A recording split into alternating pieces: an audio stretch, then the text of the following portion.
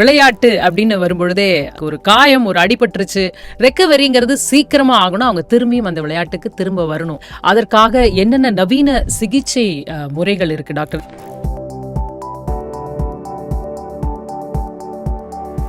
ஒரு muscle tyre ஆகும்போது நம்ம பாடி வந்து ஒரு 1000 செல்ஸ் அனுப்பும் ரிப்பேர் பண்ணுறதுக்கு. இப்போ அதே இடத்துல வந்து 1,00,000 செல்ஸ் நம்ம வேரியர்ஸ் அனுப்புனா மசில் குயிக்காக ரிகவர் ஆகும். அதனால தான் ஒரு எலும்புலயே ப்ராப்ளம் வருது, ஃப்ராக்சர் வருது, அதுக்கெல்லாமே ஏதாவது நவீன சிகிச்சை முறை நீங்க சொல்ற? சார் நார்மலாக இருக்கேன், எல்லாம் பண்ணுறேன், ஜாகிங் பண்ணுறேன், எல்லாமே பண்ண ஒன்றும் ப்ராப்ளம் இல்லை, படி ஏறி இறங்கும்போது மட்டும் வலி இருக்குன்னு சொல்லும்போது அந்த குருத்தெலும்பு டேமேஜ் ஆயிருக்கு. ஸோ அந்த மாதிரி அவங்களுக்கு அவங்களுடைய ஃபேட் செல்ஸை எடுத்து ஸ்போர்ட்ஸ் பர்சன் வந்து விளையாடி அடிப்பட்டு இன்ஜுரி ஆகிறது, ஆஃபீஸ் கோயர்ஸ் வந்து சும்மா உட்காந்தவே இன்ஜுரி ஆகும். That is different. சின்ன வயசுலேயே ஸ்லிப் டிஸ்க் அப்படின்ற தொடர்ந்து எல்லாருமே சொல்றாங்க. நெக்லையும் பார்த்தீங்கன்னா ஃப்ரோசன் ஷோல்டர், இதுக்கும் வந்து சொல்ற அந்த புரோட்டீன் இன்டேக்கும் எக்ஸசைஸும் தான் பிரச்சனையா? நம்ம உட்காந்து பேசிட்டு இருக்கோம், இந்த டிஸ்க் ஸ்பேஸோட ஸ்ட்ரெஸ் வந்து ரொம்ப ஹை. அந்த மூட்டு மாற்று அறுவை சிகிச்சைன்னு வரும்பொழுது அது எப்படி சரியா இருக்குமா, இல்லை அவங்க அதுக்கப்புறம் கரெக்டாக அவங்க வேலையை அவங்க பார்க்க முடியுமா? 2 மூட்டும் தேஞ்சிட்டு, ஸோ 2 மூட்டுக்கு நடுவில் ஒரு சின்ன கேப் மாதிரி வைக்கும்போது பர்ஃபெக்டாக நடக்கிறாங்க. எங்கே ப்ராப்ளம் வருதுன்னா அந்த கேப் வந்து பர்ஃபெக்டாக வைக்கணும். இப்போ நம்மளுக்கு தெரியும் இந்த பேஷண்ட்டுக்கு இந்த டிகிரியில் வச்சா நல்லா இருக்கும்னு சொல்லி எங்கள் as experience we will know. But நம்ம ரோபோட்டும் கூட எடுக்கும்போது வி வில் நோ இது is better than this. Menopause அப்படின்ற பீரியட்ல தின்னிங் ஆகுது அப்படின்னு ஒரு விஷயத்த சொல்றாங்க. அப்பதான் அவங்களுக்கு வந்து மசில் லாஸ் வந்து மூட்டு சம்பந்தமான பல பிரச்சனைகள்லாம் வருது சொல்றாங்க. இப்போ இதுல இருந்து எப்படி அவங்க ப்ரொடெக்ட் பண்ணிக்க முடியும்? முன்னாடி காலத்துல எல்லாம் வந்து ஆஸ்டியோபோரோசிஸை ரிவர்ஸ் பண்ண முடியாது, அதனால they develop fracture. இப்போ வந்து we have new medicine where we can reverse the osteoporosis. Hello viewers, இன்றைய பாட்காஸ்ட்ல 10,000த்திற்கும் மேல அறுவை சிகிச்சை செய்து பலரது வாழ்வில் மறுமலர்ச்சியை ஏற்படுத்தியவரும் senior consultant orthopaedic surgeon Apollo hospital Greams ரோட்ல இருந்து டாக்டர் நாவலடி சங்கர் அவர்கள் நம்மோட இணைஞ்சிருக்காங்க. என்னென்ன அட்வான்ஸ்மெண்ட் இருக்குது, என்னென்ன புதிய சிகிச்சை முறைகள் இருக்கிறது, அதுவும் பர்டிகுலராக வந்து ஸ்போர்ட்ஸ் இன்ஜுரிஸ், அதாவது விளையாட்டு வீரர்கள் வந்து காயப்படும் பொழுது அதை சரி பண்ணுறதுக்கான அட்வான்ஸ்டு சிகிச்சை முறைகள்லாம் என்னென்ன இருக்குன்னு அவர் கேட்டு தெரிஞ்சுக்கலாம். வணக்கம் டாக்டர். வணக்கம் டாக்டர். விளையாட்டு அப்படின்னு வரும்பொழுதே ஸ்பீடு, அப்போ அவங்களுக்கெல்லாம் டைமே இருக்காது. ஒரு டோர்னமெண்ட் அடுத்த டோர்னமெண்ட் அவங்க பண்ணிக்கிட்டே இருக்கணும். அப்படின்னும் போது அவங்களுக்கு ஒரு காயம், ஒரு அடிபட்டுருச்சு, அவங்களுக்கு இதை வந்து இப்போ ஏதோ மூட்டில் வந்து லெகமெண்ட் டேரோ, எனி ப்ராப்ளம், அப்படி நம்ம வந்து முதுகு தண்டுவடத்திலோ ஏதோ ஒரு பிரச்சனை அப்படின்னா ரெக்கவரிங்கிறது சீக்கிரமாக ஆகணும், அவங்க திரும்பியும் அந்த விளையாட்டுக்கு திரும்ப வரணும் அப்படின்னு தான் எல்லாரோடைய எதிர்பார்ப்பும் அவங்களுடைய எதிர்பார்ப்பும் அப்படி தான் இருக்கும். ஸோ இன்றைய காலகட்டத்தில் அதற்காக என்னென்ன நவீன சிகிச்சை முறைகள் இருக்குது டாக்டர்? எவ்வளவு சீக்கிரம் ஒருத்தர் வந்து ரெக்கவரி ஆகி திரும்ப விளையாட்டுக்குள்ளேயே போய் அவங்களுடைய பர்ஃபார்மன்ஸ் வந்து கப்பு வாங்கலாம் அப்படின்ற மாதிரி சுச்சுவேஷன் வரணும்னா என்னென்ன சிகிச்சை முறைகள்? I am doctor A Navaladi Shankar, senior consultant orthopaedic surgeon at Apollo hospital Chennai. கடந்த 30 வருடமாக அங்கே ஆர்த்தோபெடிக் அறுவை சிகிச்சை செஞ்சிட்ருக்கோம். இப்போ ரீசெண்ட் அட்வான்சஸ் அப்படின்னா it's called orthobiologics. Okay. Sports injury அப்படின்னா இட் மேபி ஒரு சின்ன மசில் ஸ்ப்ரெயினாக இருக்கலாம், ஸ்ட்ரெயினாக இருக்கலாம், டேராக இருக்கலாம். ஸோ ஒவ்வொன்றுக்கும் வேறு வேறு ட்ரீட்மெண்ட்டு. இப்போ ஹை ஸ்போர்ட்ஸ் விளையாடுறாங்க அப்படின்னு சொன்னேன், இப்போ ஒரு ஐபிஎல் விளையாடுறாங்க, அவங்களே போனால் திடீர்னு மசில் டேர் ஆகுதுன்னா திருப்பி நீங்கள் சொன்ன மாதிரி அடுத்த டோர்னமெண்ட் ரெடி ஆகும்போது நேச்சுரல் ஹீலிங், இல்லை அந்த டோர்னமெண்ட்லேயே விளையாட வரமாட்டாங்களான்னு ஒரு எதிர்பார்ப்பு இருக்கு. ஆமாம், அப்போ நேச்சுரல் ஹீலிங்னா அப்படின்னு விட்டு it will take 6 to 8 weeks. ஒரு ஹாம்ஸ்ட்ரிங் மசில் டயர் ஆகிருக்கு விளையாடும் போது அப்படின்னு ஒரு 6 to 8 வாரம் வரைக்கும் ரெக்கவர் ஆக நார்மல் ரெக்கவரி வரும். ஸோ அந்த நேச்சுரல் ரெக்கவரி வந்து குயிக்கர் ரெக்கவரி அப்படின்னு சொல்லும்போது இந்த ஆர்த்தோபயாலஜிக்ஸ், அதாவது பயாலஜி அப்படின்னா பேஷண்ட்டுடைய பிளட்டை எடுத்து அதிலிருந்து க்ரோத் ஃபேக்டர் கான்சன்ட்ரேட், இல்லைன்னா எஸ்விஎஃப், அதிலிருந்து இல்லைன்னா பிளேட்லெட் ரிச் பிளாஸ்மா, இது மாதிரி அந்த ரத்த அணுக்களும் வெள்ளை அணுக்களும் பிரிச்சுட்டு அதுக்கப்புறம் வருது பிளேட்லெட் ரிச் பிளாஸ்மாவாங்க. அந்த பிளேட்லெட்ஸில் ஆல்ஃபா கிரானியூல்ஸ் அப்படின்னு இருக்கும். அந்த ஆல்ஃபா கிரானியூல்ஸ் நம்ம ஆக்டிவேட் பண்ணும்போது க்ரோத் ஃபேக்டர் அது மாதிரி இருக்கும். அந்த க்ரோத் ஃபேக்டர் வந்து அந்த இன்ஜுரியான மசில்ஸில் நம்ம டைரெக்டாக இன்ஜெக்ட் பண்ணும்போது இந்த மசில் வில் ஹீல் ஃபாஸ்டர். அதாவது டெட் செல் எடுத்து நமக்கு கொடுக்கும் பொழுது நமக்கான அக்செப்டன்ஸும் அது உடம்பு சீக்கிரமாக ஏற்றுக்கிட்டு வளரும் அப்படிங்கிறீங்க சொல்ல வரீங்க. கரெக்ட். ஒரு மசில் டேர் ஆகும்போது நம்ம பாடி வந்து ஒரு 1000 செல்ஸ் அனுப்பும் ரிப்பேர் பண்ணுறதுக்கு. இப்போ அதே இடத்துல வந்து 1,00,000 செல்ஸ் நம்ம வேரியர்ஸ் அனுப்புனா மசில் குயிக்காக ரெக்கவர் ஆகும். அதனால தான் ஒரு 6 வாரத்தில் ஆக வேண்டிய ரெக்கவரி நம்ம இந்த க்ரோத் ஃபேக்டர் கான்சென்ட்ரேட் இன்ஜெக்ஷன் செய்கிறதுனால ஒரு 2 வாரத்துலேயே குயிக்காக ரெக்கவரி ஆகும். And recovery of the muscle also is very good. அந்த நம்ம டேர் ஆகி ஃபைப்ரஸ் டிஷ்யூ ஃபார்ம் ஆக மசில் மாதிரியே டெவலப் ஆகிறது. This is what is then muscle injury. இதே மாதிரி மசில் இன்ஜுரி மாதிரி டெண்டன் இன்ஜுரியும் ஆகும். அது கொஞ்சம் அதிகமாக வேறு மசில்ஸ் டெண்டனாக ஃபார்ம் ஆகி ஆகிற இடத்துல டெண்டன் இன்ஜுரி ஆகலாம், இல்லை டெண்டினைட்டிஸ் ஆகலாம். இப்போ இல்லை டென்னிஸ் விளையாடுறா டென்னிஸ் எல்போ அப்படின்னு சொல்கிறாங்க இல்லையா, லேட்டரல் எபிகாண்டில். இது கால்ஃப் விளையாடும்போது கால்ஃபர்ஸ் எல்போ, அது மாதிரி ஒவ்வொரு இப்போ நிறையா பிக்கிள் பால் விளையாடுறாங்க. அது மாதிரி இருக்கும்போது அந்த எல்போ பெயின் அப்படின்னு வரும்போது க்ரானிக் ரிப்பிட்டேட்டிவ் இன்ஜுரி வரும்போது அந்த டெண்டன் வந்து டேமேஜ் ஆயிரும். அப்போ பாடி ரிப்பேர் பண்ணும்போது அது ஃபைப்ரஸ் டிஷ்யூவாக ரிப்பேர் பண்ணும்போது அந்த எலாஸ்டிசிட்டி வராது. ஸோ நார்மல் டெண்டன் வரணும் அப்படின்னு சொன்னால் அதே மாதிரி நம்ம உடம்புல இருந்து இப்போ போன் மேரோ அப்படின்னு இருக்கு இல்லையா, அந்த போன் மேரோ கான்சென்ட்ரேட் எடுத்து அந்த போன் மேரோ கான்சென்ட்ரேட்டில் எங்கே இன்ஜுரி இருக்கோ நம்ம அந்த இன்ஜுரி இன்ஜெக்ட் செய்யும்போது அது நார்மல் குயிக் ரெக்கவரி ஆகும். சரி. ஸோ தட் அந்த க்ரோனிக் கண்டிஷன்லேருந்து ரெக்கவர் ஆகி நார்மல் டெண்டனுடைய எலாஸ்டிசிட்டி வரும்போது தான் நம்மளுடைய கேம்ஸ் பழையபடி நல்லா விளையாட முடியும். அந்த எலாஸ்டிக்குங்கிறது ஃபைப்ரஸ் டிஷ்யூ ஃபார்ம் ஆயிடுச்சுன்னா அந்த ஒரு ஸ்ட்ரெச் இருக்கும்போது அந்த கேமுக்கு எஃபெக்ட் கொடுக்க முடியாது.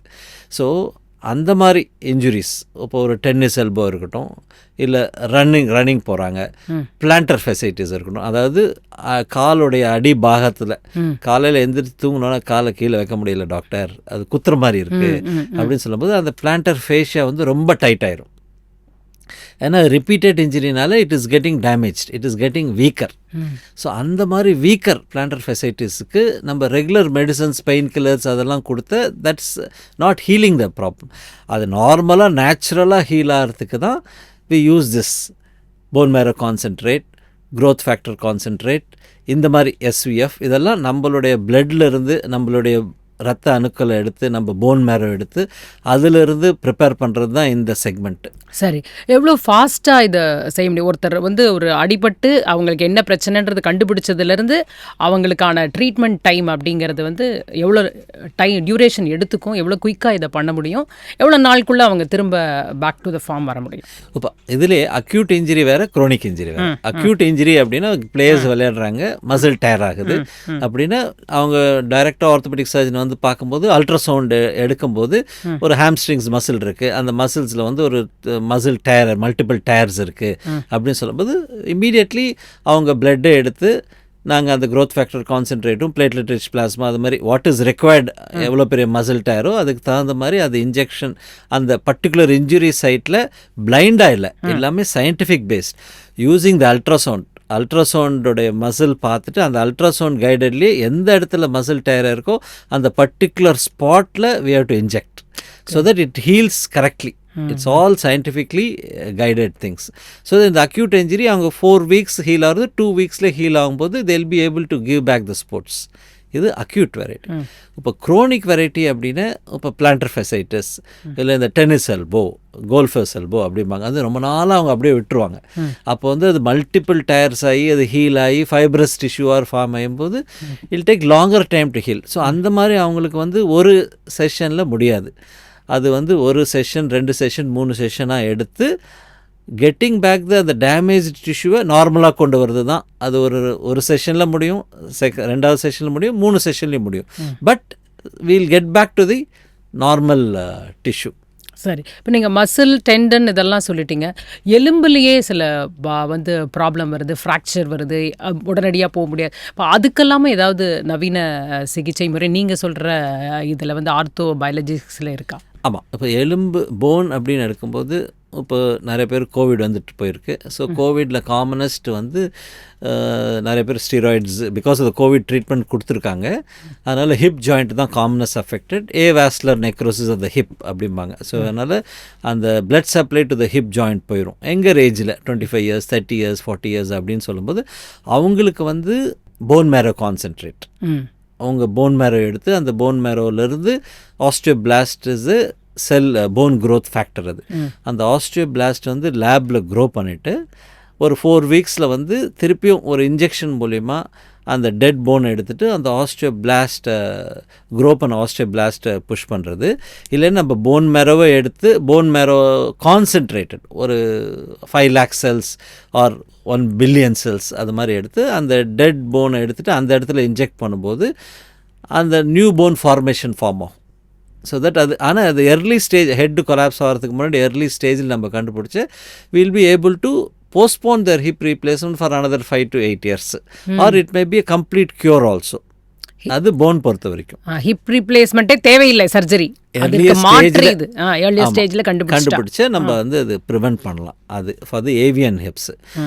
இதே யங்கர் பேஷண்ட்ஸில் ஸ்போர்ட்ஸ் விளையாடும் போது நம்ம ஏசியல் டயர் மெனிஸ்கல் டயர் அப்படின்னு சொல்லும்போது கார்டிலேஜ்னு ஒன்று இருக்குது, ஒரு குருத்தெலும்பு இருக்குது. அந்த கார்டிலேஜ் டேமேஜ் ஆகுது அப்படின்னு இப்போ யங்கர் ஸ்டேஜ்லேயே கார்டிலேஜ் டேமேஜ் ஆகுதுன்னு most of the time MRI பார்த்துட்டு நம்ம ஏசியல் டயர் இருக்குது ஏசியல் ரிகமெண்ட் மட்டும் பண்ணும்போது ஒரு ஸ்போர்ட்ஸ் சர்ஜன் என்ன பண்ணுவாங்க, அந்த ஏசியல் ரிப்பேர் பண்ணும்போது பக்கத்தில் இருக்க கார்டிலேஜும் பார்ப்பாங்க. அதுதான் அந்த குருத்தெலும்பும்பாங்க. அதுலேயும் டேமேஜ் இருந்தால் அதையும் ரிப்பேர் பண்ணுறதுக்கு இந்த மாதிரி ஸ்கஃபோல்ட் அப்படிம்பாங்க, அந்த ஸ்கஃபோல்டு வைக்கலாம். நம்ம போன் மேரோ கான்சென்ட்ரேட் எடுத்து அந்த டேமேஜ் ஆன இடத்துல ஸ்கஃபோல்டு வச்சு போன் மேரோ கான்சென்ட்ரேட் இன்ஜெக்ஷன் பண்ணும்போது அது நார்மலாக ஹீலிங்காக வாய்ப்புகள் இருக்குது. ஸோ தட் ஒரு 50 வயசுக்கு அப்புறம் ஆர்த்தரைட்டிஸ் வராங்க இப்போ இது ரீப்ளேஸ்மெண்ட் பண்ண இந்த நம்ம போன் மேரோ கான்சென்ட்ரேட் ஸ்கஃபோல்டு வச்சு போன் மேரோ இன்ஜெக்ஷன் கார்டிலேஜில் பண்ணி அது ஹீலிங் ஆயிடுச்சு அப்படின்னு ஒரு 50-60 இயர்ஸ் நார்மலாக நோ ப்ராப்ளம். அப்படி இல்லைன்னா ஒரு 30 வயசுலேயே ஆர்த்தரைட்டிஸ் வர வாய்ப்புகள் இருக்குது. அதை ப்ரிவெண்ட் பண்ணுறதுக்கு இந்த மாதிரி இன்ஜுரிஸ் எல்லாம் early diagnosis and early treatment is very important. So இதுக்கான கம்ப்ளீட் ஃபெசிலிட்டிஸ் இப்போ அப்போலோவில் இருக்கு. ஆமாம், அப்போலோ ஹாஸ்பிட்டல்ஸில் we are having a separate joint preservation அப்படின்னு ஆரம்பிச்சிருக்கோம். ஜாயிண்ட் ப்ரிசர்வேஷனு இப்போ 40-50 வயசில் வர ப்ராப்ளம் வந்து 20-30 வயசுலேயே வருது. ப்ளஸ் அடிக்கடி நிறையா ஸ்போர்ட்ஸ் இன்ஜுரி வரதுனால கூட ஜாயிண்ட் ப்ராப்ளம்ஸ் வருது.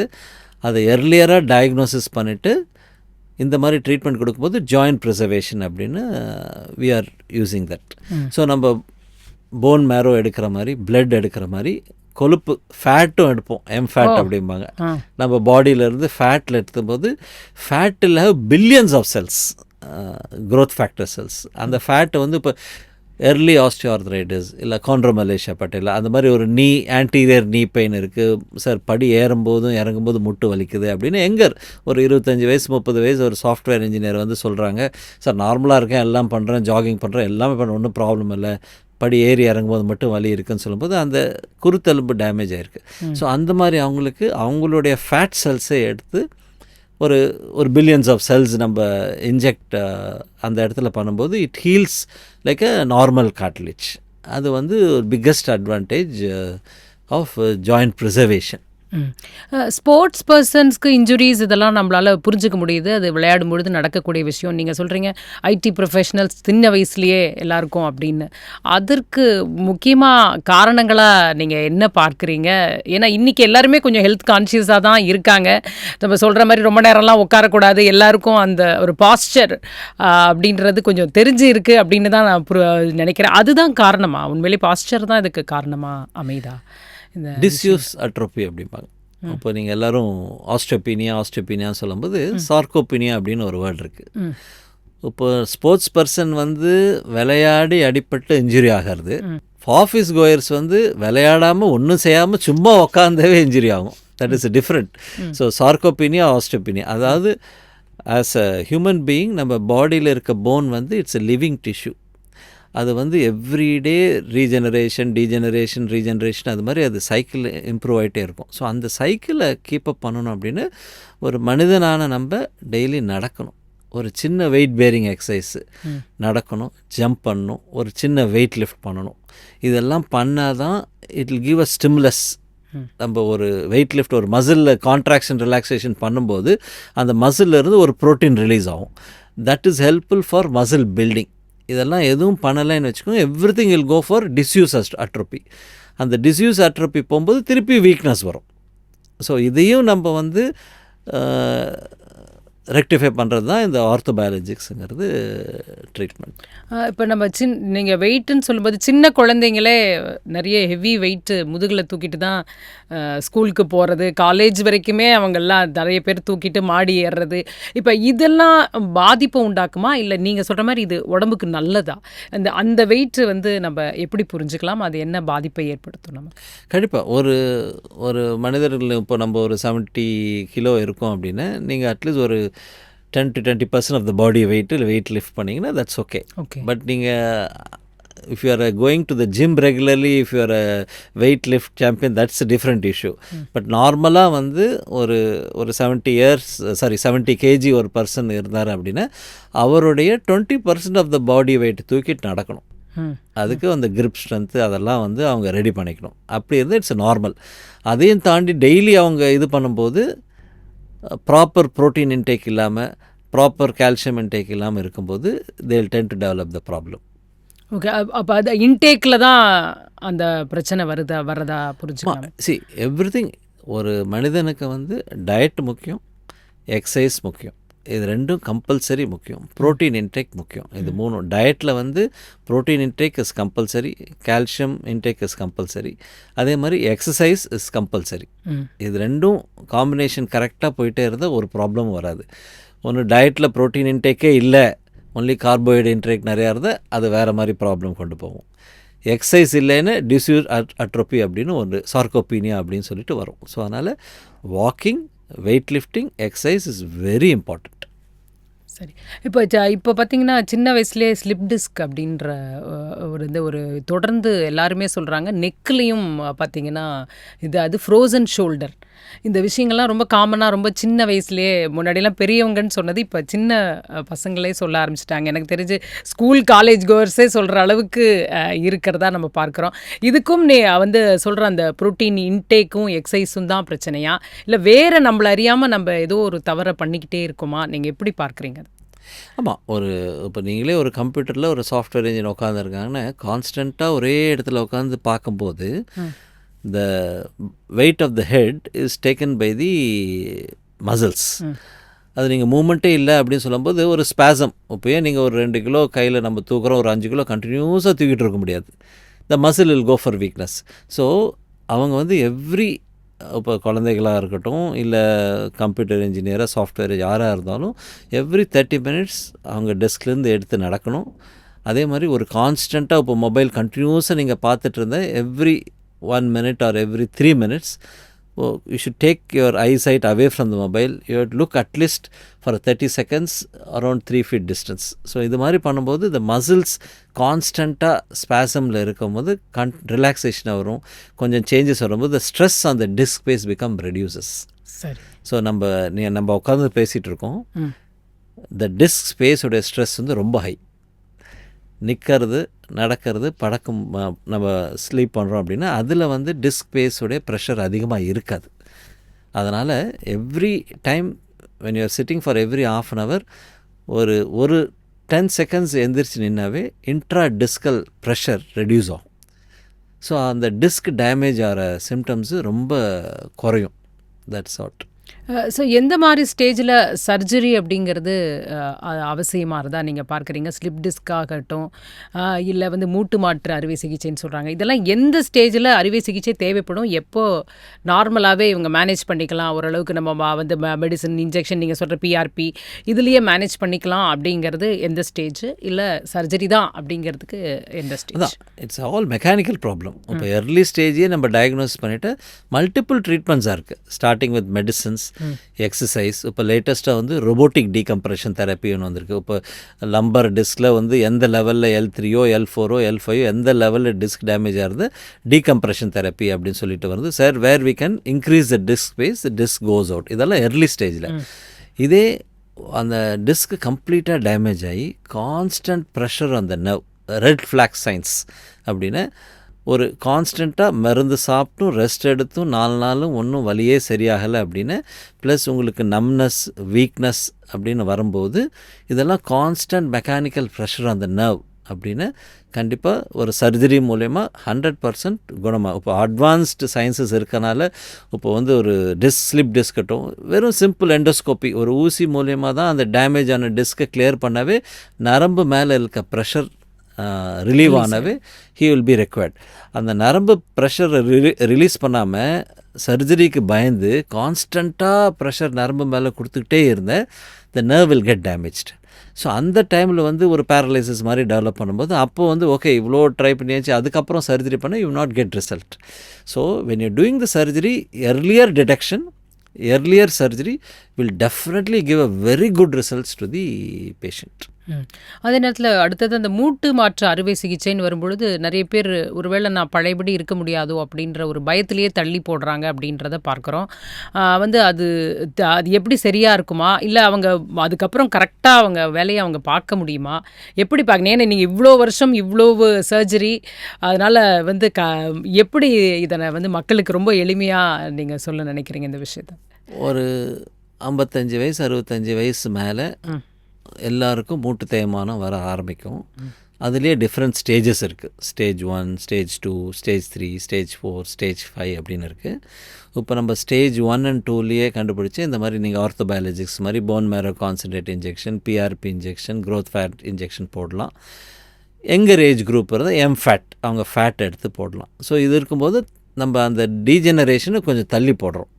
பட் இதே ஸ்டேஜ் 4, 5 அப்படின்னா வளைஞ்சிருக்கு முட்டு, நடக்க கஷ்டப்படுறாங்க, உட்காந்து எந்திரிக்க கஷ்டப்படுறாங்க அப்படின்னு சொல்லும்போது அவங்களுக்கு மாற்று மூட்டு அறுவை சிகிச்சை, robotic knee replacement or regular knee replacement நம்ம பெர்ஃபார்ம் பண்ணும்போது they will 100% pain free, they will be very happy. ஏன்னா இது நோய் மெக்கானிக்கல் ப்ராப்ளம். ஒரு மெக்கானிக்கல் ப்ராப்ளம் வந்து ஒரு ஹிஞ்சு கரெக்டாக இருந்தால் தான் வலி இல்லாமல் மூவ் ஆகி சவுண்ட் இல்லாமல் நார்மலாக இருக்கும். ஸோ இது மெக்கானிக்கல் ப்ராப்ளம்னால இப்போ நம்ம பல்லு சொத்தையாக இருக்குது, போய் ஒரு க்ரௌன் போட்டுக்கிறோம், நல்லா சாப்பிட முடியுது. அதே மாதிரி தான் இது நம்ம வந்து மூட்டு வந்து 2 மூட்டும் தேஞ்சிட்டு, ஸோ 2 மூட்டுக்கு நடுவில் ஒரு சின்ன கேப் மாதிரி வைக்கும்போது பர்ஃபெக்டாக நடக்கிறாங்க. எங்கே ப்ராப்ளம் வருதுன்னா அந்த கேப் வந்து பர்ஃபெக்டாக வைக்கணும். ஒவ்வொருடைய மனிதனுடைய நீயும் டிஃப்ரெண்ட் ஆங்கிள். ஸோ அந்த இடத்துல தான் ரோபோட்டிக் அந்த ரோபோட்டிக் அப்படின்னு வரும்போது ரோபோட்டிக் நீ ரீப்ளேஸ்மெண்ட் அப்படின்னா operation is done by the surgeon only. Robotic will help for precision. Okay, ஒவ்வொரு நீயும் டிஃப்ரெண்ட் ஆங்கிளில் நம்ம இருக்குது. ஸோ அதனால் எல்லா நீயும் ஒரே நீ கிடையாது. ஸோ அந்த டிஃப்ரெண்ட் ஆங்கிள்ஸை கால்குலேட் பண்ணிவிட்டு எந்த ஆங்கிளில் நம்ம கட் பண்ணிவிட்டு எந்த ஆங்கிளில் அந்த நீ இம்ப்ளான்ட் ஃபிக்ஸ் பண்ணும்போது லாங்கிவிட்டி ஆஃப் த இம்ப்ளான்ட் ஒன்று நல்லாயிருக்கும். ஸோ தட் அந்த பர்டிகுலர் ஆங்கிள் நம்ம நீ ரீப்ளேஸ்மெண்ட் கரெக்டாக இந்த பேஷண்ட்டுக்கு இந்த ஒரு 3 டிகிரி தான் 4 டிகிரி தான் அப்படின்னு நம்மளுக்கு அந்த கரெக்டாக ப்ரெசிஷன் சொல்கிறது வந்து robotic knee replacement.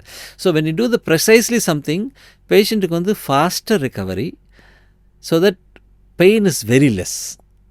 So when you talk about precision, நம்ம இப்போ மாடர்ன் நிறையா எக்யூப்மெண்ட்ஸ் அதெல்லாம் வரும்போது, நம்ம மாடர்ன் டூல்ஸ் எல்லாம் இருக்கும்போது ஆஸ் அ சர்ஜன் இப்போ நம்மளுக்கு தெரியும் இந்த பேஷண்ட்டுக்கு இந்த டிகிரியில் வச்சா நல்லாயிருக்கும்னு சொல்லி எங்கள் as experience we will know.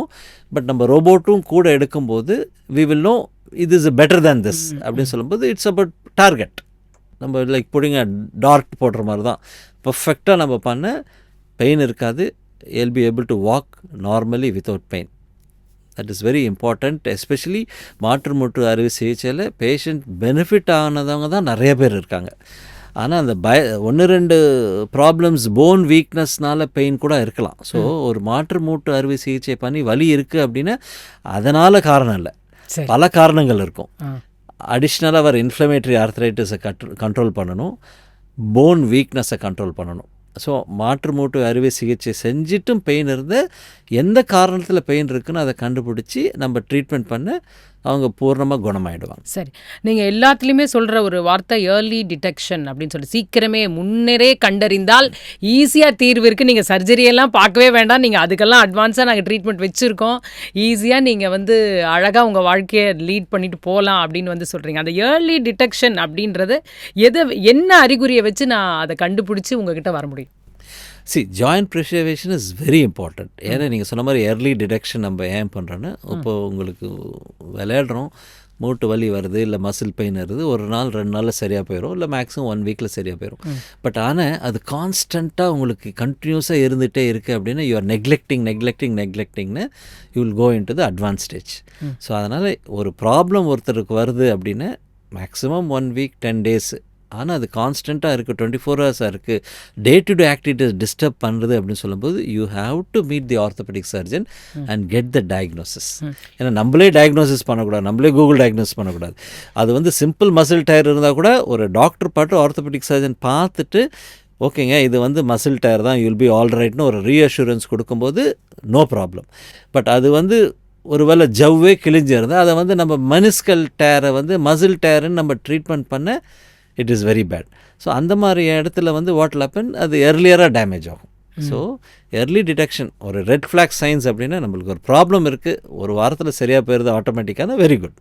But அதுக்கு மேலே கண்டினியூஸாக பெயின் இருந்துக்கிட்டே இருக்குன்னு to not neglect, please meet the orthopaedic surgeon. சரி, அதே நேரத்தில் இப்போ முட்டி பாடி ஏறும் பொழுதே ஒரு கிராக்லிங் சவுண்ட் இருக்குது அப்படின்றது நிறைய பேர் சொல்கிறது. ஆனால் அது பாட்டுக்கு அவங்க பாட்டுக்கு போயிட்டே இருக்காங்க. அது என்ன மாதிரியான ஒரு பாதிப்பை கொஞ்ச நாளில் ஏற்படுத்தும், என்னத்தை நம்ம அந்த இடத்துல இக்னோர் பண்ணுறோம் அப்படின்றத சொல்லுங்கள். நார்மலாக எந்த ஜாயிண்ட் எடுத்தாலும் ஒரு சைனோவில் ஃப்ளூயிட் அப்படின்னு இருக்கும், தின் லேயர் ஆஃப் ஃப்ளூயிட். அதுதான் நம்ம ஒரு ஷாக் அப்சார்பர் மாதிரி, அந்த சைனோவே மாதிரி. ஸோ பல காரணத்தில் அந்த சைனோவில் ஃப்ளூயிட் ட்ரை ஆகும்.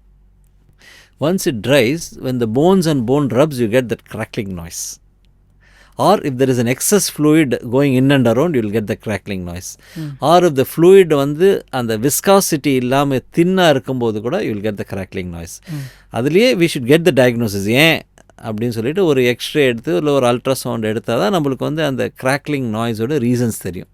இல்லை போன் வந்து கொஞ்சம் காட்லேஜ் டேமேஜ் ஆகிருந்தது, இன்னொரு காட்லேஜோட உரசும் போது you get the crackling noise. So diagnosis first very important. If நார்மலாக அந்த சைனோவில் ஃப்ளூயிட் ரீப்ளேஸ்மெண்ட் தெரப்பி அப்படின்னு சொல்லுவாங்க. நவடேஸ் அந்த synovial fluid is available artificially, where we can buy it and then inject it into the joint so that you will get the synovial fluid replacement therapy without any side effects. சரி, இப்போ ஒபேசிட்டியும் ஒரு காரணமாக வந்து உங்களுக்கு இந்த எலும்பு சம்பந்தமான பிரச்சனைகளுக்கு ஒபேசிட்டி ஒரு காரணமாக இருக்கா? ஒபேஸாக இருக்கிறவங்களுக்கு எல்லாமே இது வரும் அப்படின்னு நம்ம புரிஞ்சுக்கலாமா, இல்லை அதுலேயும் வேரியேஷன்ஸ் இருக்கா? See, obesity அப்படின்னா there are many type of obesity. ஒரு சென்ட்ரல் ஒபிசிட்டி இருக்கும், இல்லை only for the pot belly obesity இருக்கும், இல்லை ஒன்லி லோயர் லிம்ப் ஒபிசிட்டி. அதுலேயே டிஃப்ரெண்ட் டைப்ஸ் இருக்குது. பட் டெஃபினட்டாக ஒரு மனிதன் வந்து ஒரு ஹைட்டுக்கு இவ்வளோ தான் வெயிட் அப்படின்னு ஒரு ரேஷியோ இருக்குது. மசில் மாஸாக இருந்து அது வேறு ப்ராப்ளம். மசில் மாஸாக இல்லாமல் ஃபேட் நிறையா இருந்து அது டெஃபினட்டாக இப்போ நீங்கள் நார்மலாக நடக்கிறதுக்கும் டெய்லி ஒரு 50 கிலோ 20 கிலோ எக்ஸ்ட்ரா வெயிட் தூக்கி நடக்கும்போது டெஃபினட்டாக ஜாயிண்ட் பழுதடையும் இல்லையா? ஸோ அதனால் அது டெஃபினட்டாக weight control is very important. So that எர்லியராக ஜாயிண்ட் பழுதடையாமல் இருக்க நம்ம வந்து காப்பாற்றிக்கணும். ரைட். அதே மாதிரி லேடிஸ் பொறுத்த வரைக்கும் மெனோபாஸ் அப்படின்ற பீரியடில் தின்னிங் ஆகுது அப்படின்னு ஒரு விஷயத்த சொல்கிறாங்க. அப்போ தான் அவங்களுக்கு வந்து மசில் லாஸ் ப்ளஸ் இந்த வந்து மூட்டு சம்பந்தமான பல பிரச்சனைகள்லாம் வருது, எலும்பு ரொம்ப தின்னாகுது இப்படின்லாம் வந்து சொல்கிறாங்க. இப்போ இதிலேருந்து எப்படி அவங்கள ப்ரொடெக்ட் பண்ணிக்க முடியும், இல்லை இதுக்கும் வந்து அறுவை சிகிச்சைகள் தான் வழிமுறையாக இருக்குமா? எப்படி? ஆஸ்டியோபோரோசிஸ் அப்படிங்கிறது post menopausal osteoporosis very common in woman. post-hysterectomy or post-menopausal osteoporosis, where the bone becomes very thin because அவங்களுக்கு ஹார்மோன் ஈஸ்ட்ரோஜன் இல்லாதனால மசில் வீக்னஸ் ஏற்படலாம், போன் வீக்னஸ் ஏற்படலாம். அது வந்து முன்னாடியே கண்டறியணும். டெக்ஸா அப்படிம்பாங்க, bone mineral density test. So every woman after the age of 35 or 45 or 55 they should do the bone density test. அதில் வந்து ஸ்கோர் இருக்கும் -2, -1, -3 அப்படின்னு. இப்போ லேட்டஸ்ட் அட்வான்ஸஸில் முன்னாடி காலத்துலலாம் வந்து அந்த ஆஸ்டியோபோரோசிஸை ரிவர்ஸ் பண்ண முடியாது, அதனால் தே டெவலப் ஃப்ராக்சர். இப்போ வந்து we have new medicine where we can reverse the osteoporosis. So அதனால் போன் டென்சிட்டி டெஸ்ட் எடுத்துகிட்டு அவங்க ஆஸ்டியோபோரோசிஸோ ஆஸ்டியோபீனியா எந்த ஸ்டேஜ்னு பார்த்துட்டு அதுக்கு தகுந்த ட்ரீட்மெண்ட் நம்ம கொடுத்தா வி கேன் ரிவர்ஸ் ஆஸ்டியோபோரோசிஸ். அது நிறைய பேர் அது டயக்னோசிஸே இல்லாமல் அப்படியே விட்டுறதுனால they land up in fracture, they land up in muscle breakage, they land up in muscle weakness. So அதனால் every woman definitely has to do the bone density test. Thanks doctor. Thank you.